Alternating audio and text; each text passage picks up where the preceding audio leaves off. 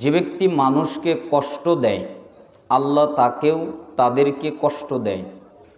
যে ব্যক্তি কোনো মানুষকে বিপদে ফেলে আল্লাহ তাকেও বিপদে ফেলে।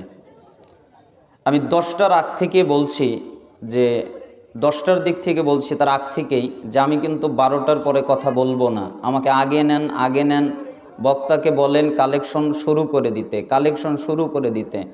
কারণ আমি যখন এসেছি তখনই দেখেছি মানুষজন আছে। আপনারা অনেকক্ষণ ধরে বসে আছেন না?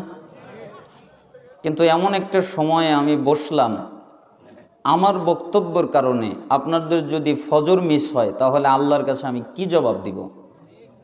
আমার তো জবাব দেওয়ার ভাষা নেই।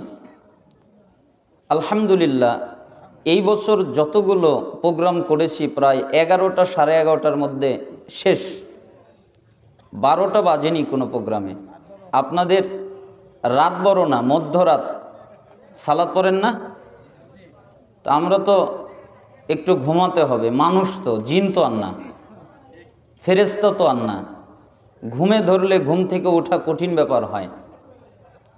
আমরা ভয়ে, আমার অনেক দিন আগে হাদিসের মধ্যে আছে, কেউ যদি বিভিন্ন মাধ্যম রাখার পরেও ঘুমের কারণে উঠতে না পারে, তাহলে তার যখন ঘুম ভাঙবে তখনই সে সালাত আদায় করবে। এটার অনুমতি আছে।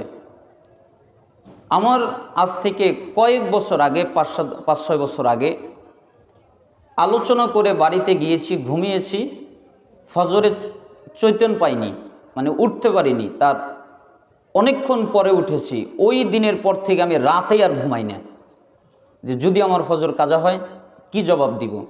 তা আমি তো বুঝি মানুষের ঘুমের প্রয়োজন আছে, না ঘুমালে ফজর যদি নষ্ট হয়, এই বক্তব্য, এই প্রোগ্রামের সাথে যারা জড়িত তাদের সব বরবাদ।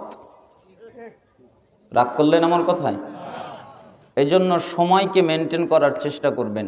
আল্লাহ তাআলা তৌফিক দান করুন।